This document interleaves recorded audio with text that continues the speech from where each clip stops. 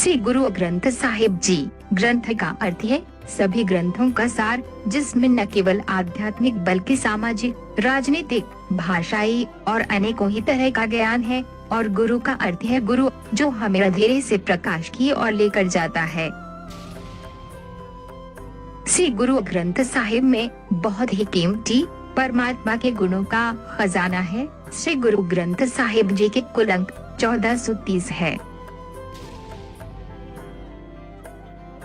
श्री गुरु ग्रंथ साहिब जी के हर एक पेज पर 19 लाइन्स होती हैं। अगर ऊपर या बीच में कोई सिर लिखा जाए तो उनकी गिनती कम हो जाती है। श्री गुरु ग्रंथ साहिब जी में तकरीबन 5800 से भी ज्यादा शब्द मौजूद हैं, जो हमें अपने बारे में, संसार के बारे में और परमात्मा के बारे में ज्ञान देते हैं। श्री गुरु ग्रंथ साहिब जी में तकरीबन 4 लाख वर्ड्स लिखे गए हैं। श्री गुरु ग्रंथ साहिब में बहुत तरह की काव्य शैली लिखी गई है, जैसे कि शब्द, सलूक, अष्टपदी, दुपदे, 16 वार आदि। श्री गुरु ग्रंथ साहिब जी की पूरी वाणी को रागों के आधारित लिखा गया है, ताकि गुरबाणी का भरपूर आनंद लिया जा सके।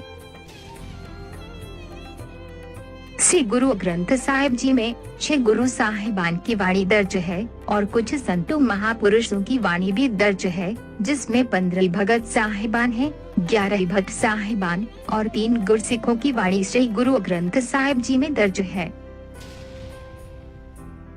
श्री गुरु ग्रंथ साहिब जी को पोती साहिब भी कहा जाता था। श्री गुरु ग्रंथ साहिब जी को एक और नाम भी दिया गया था, वो था आदि ग्रंथ साहिब। ये नाम गुरु अर्जन साहिब जी ने दिया था। श्री गुरु ग्रंथ साहिब जी की वाणी को एकत्रित करने का कार्य गुरु नानक साहिब जी ने किया। गुरु नानक जी के पास खुद की वाणी और भक्तों की वाणी मौजूद थी। गुरु नानक जी ने अपनी पूरी वाणी और भक्तों की वाणी को दूसरे गुरु अंगद साहिब जी को दिया। फिर यही वाणी गुरु अंगद जी से गुरु अमरदास जी के पास आई, फिर गुरु रामदास जी के पास और फिर गुरु अर्जन साहिब जी के पास। इस पूरी वाणी को गुरु अर्जन साहिब जी ने एक जगह एकत्रित करके लिखने का काम आरंभ किया, ताकि इसमें कोई मिलावट न कर सके। गुरु साहिब ने बहुत ही आधुनिक तरीके से पूरी वाणी को कलमबंद किया। ये पूरा कार्य यानी पहली बार आदि ग्रंथ साहिब को लिखने का कार्य गुरुद्वारा श्री रामसर साहिब में किया गया। आदि ग्रंथ साहिब जी के संचालक गुरु अर्जन साहिब जी थे और आदि ग्रंथ को लिखने का कार्य गुरु अर्जन साहिब जी ने भाई गुरदास जी से करवाया। आदि ग्रंथ साहिब जी को लिखने के लिए तकरीबन 1.5 साल का समय लगा। आदि ग्रंथ साहिब जी का पहला प्रकाश यानी पहली बार जब गुरु ग्रंथ साहिब जी को सिंहासन पर बिठाकर वहां से पाठ करने का ये कार्य सन 1604 में आरंभ हुआ। आदि ग्रंथ साहिब जी का पहला प्रकाश श्री दरबार साहिब अमृतसर में किया गया। श्री आदि ग्रंथ साहिब जी के सबसे पहले हेड ग्रंथी बाबा बुद्धा जी बने, यानी सबसे पहले गुरु ग्रंथ साहिब जी को पढ़ने का सौभाग्य बाबा बुरा जी को दिया गया। उस समय आदि ग्रंथ साहिब में पहले 5 गुरु साहिबान की वाणी दर्ज थी। श्री गुरु तेग बहादुर जी की वाणी को बाद में गुरु गोबिंद सिंह जी ने आदि ग्रंथ साहिब में अंकित किया। आदि ग्रंथ साहिब जी को गुरु का दर्जा गुरु गोबिंद सिंह जी ने दिया और अपने जीते जी गुरु साहिब ने आदेश दिया कि आज से मेरा और आप सभी का यही गुरु है। हर किसी ने इन्हीं से पूछकर अपना हर कार्य करना है।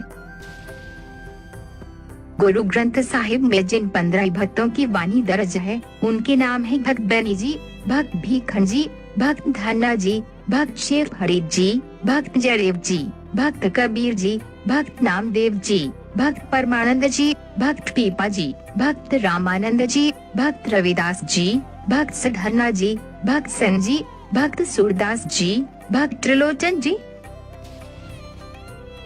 अगर राग की बात की जाए तो श्री गुरु ग्रंथ साहिब जी में कुल 31 राग हैं। श्री गुरु ग्रंथ साहिब जी की शुरुआत मूल मंत्र से होती है। श्री गुरु ग्रंथ साहिब जी की सबसे पहली वाणी है जपजी साहिब जी की।